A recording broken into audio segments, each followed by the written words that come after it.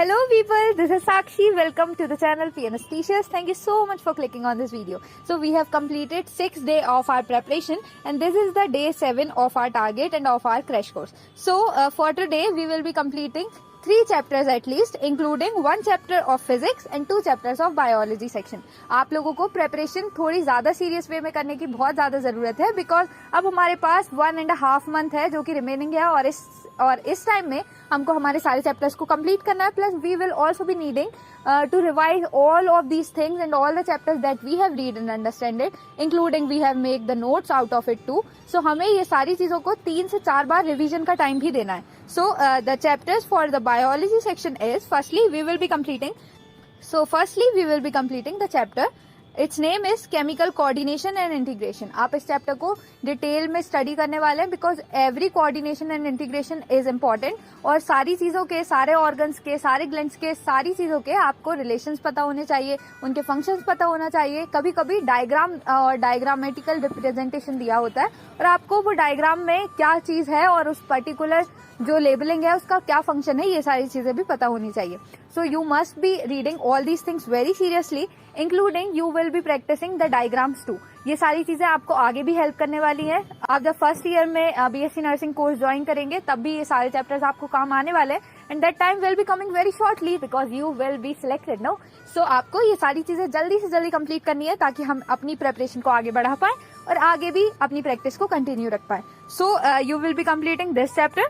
The NCERTs are similar, NCERTs are very sufficient. And मुझे कुछ लोगों के क्वेश्चंस आए थे कि अगर हमारी एनसीईआरटीज कंप्लीट हो गई है so what can we do और व्हाट शुड वी चूज. तो अगर आप लोग एनसीईआरटीज भी कंप्लीट करते जा रहे हैं और अगर आप पहले एक बार एनसीईआरटी पढ़ चुके हैं सो आई विल सजेस्ट कि आप सारे चैप्टर्स को रिवाइज करते चलिए और इस बार ये चीज कीजिए कि according to the targets that I am giving. मतलब अगर आज हमारे टारगेट का नाम है chemical coordination and integration, so इस चैप्टर को फर्स्टली आप एनसीईआरटी से रीड करेंगे. अगर आपने इसको हाईलाइट नहीं किया है या नोट डाउन नहीं किया इंपॉर्टेंट पॉइंट तो साइड मार्जिन में नोट डाउन करते चलेंगे. उसके बाद we will be going to that PNST book और अगर वो बुक अवेलेबल नहीं है तो किसी भी समरी बुक को आप लेंगे. उस समरी बुक से वो पूरे चैप्टर की एक जिस्ट आपको मिल जाएगी और फिर आप उससे क्वेश्चन आंसर्स की प्रैक्टिस करेंगे.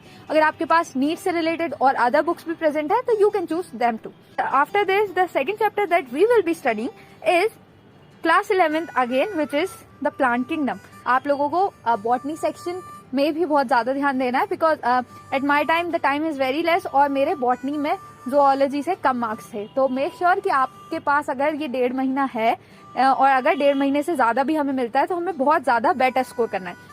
So now you will be studying the plant kingdom chapter as well as the chemical coordination and integration chapter.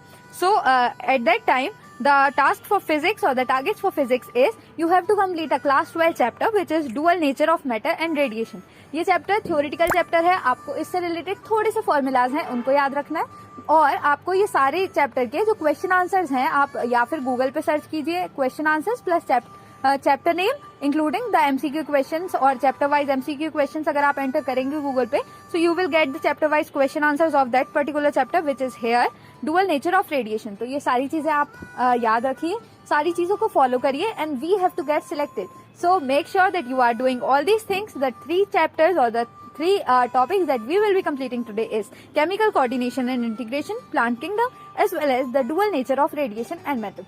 अब आप इन सारी चीजों के क्वेश्चन आंसर्स भी कंप्लीट करेंगे अगर आपके पास टाइम होता है. So this is Sakshi. That's all for today. Your each and every comment, your each and every view means a lot to me. I will catch you in the next video.